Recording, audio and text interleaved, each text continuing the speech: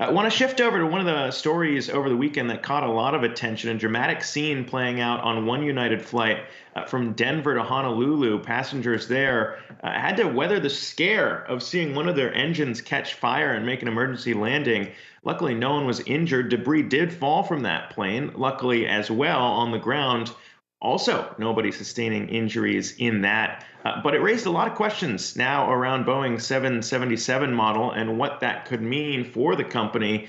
Where we go from here to bring some more details to the story, I want to bring on Yahoo Finance's Alexis Keenan, who's been covering this for us. And Alexis, we're even hearing from the company kind of, the same thing that we heard in the last crisis, that they're willing to go along and help investigators figure out what went wrong. But what does it mean for Boeing, who's already been bruised with their own issues on other models? Certainly. And look, it's not just Boeing involved here. This is pointing at an engine failure, and that engine was manufactured by Pratt and Whitney. Now, really remarkable. Experts tell me that no one was injured either on the plane or on the ground with that debris falling around the Denver airport area. Now, yesterday, the FAA did order airlines to immediately inspect these aircraft, the 777-200.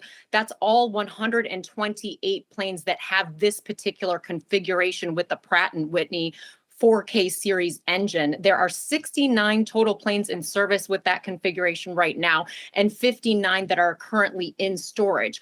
Also, the NTSB confirming that there were two fractured fan blades found among that debris. Boeing, for its part, on Sunday came out recommending that all of those 777 aircraft outfitted that way be grounded. Really, their recommendation followed recommendations that came first from Japan's Civil Aviation Bureau as well as the FAA.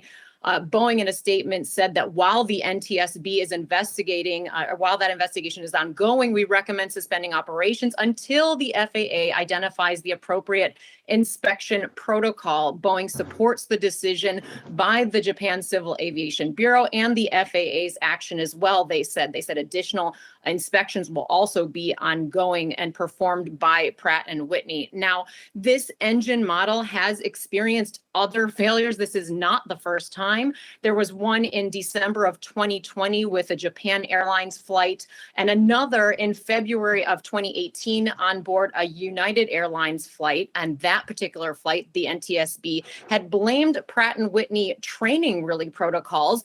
Experts tell me that in order to inspect these very special blades, and you got to think about these blades, they are almost 9 feet long in diameter, or like the diameter of it, they're huge. And these particular blades are hollow, a little bit of an untraditional approach, and it's very, very difficult to see microfractures in these blades. That has been some of the problem in the past if they're not inspected accurately and thoroughly. So far we have United voluntarily taking out of service 24 planes, Japan Airlines with 13, All Nippon Airways 19 planes, and Korean Airlines 6 planes. This was a launch aircraft engine for the 777 that entered service in 1995. They are very old, and I'm told they do require constant maintenance.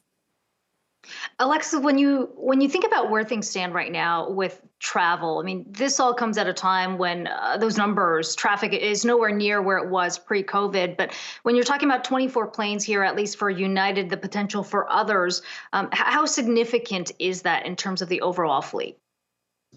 So right now, Akiko, because of the depressed airline travel with COVID-19 still a threat, it's not considered to be as damaging either to airlines or to the manufacturers that it would otherwise be if these planes were really being relied upon.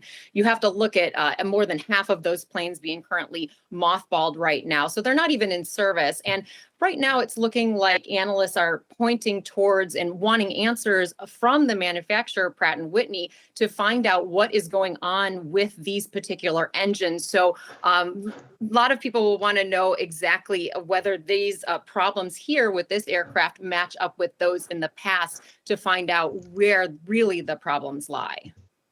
Okay, and we should point out Boeing stock not necessarily taking a hit on the back of this. It is still up in the session. Thanks so much for that, Alexis.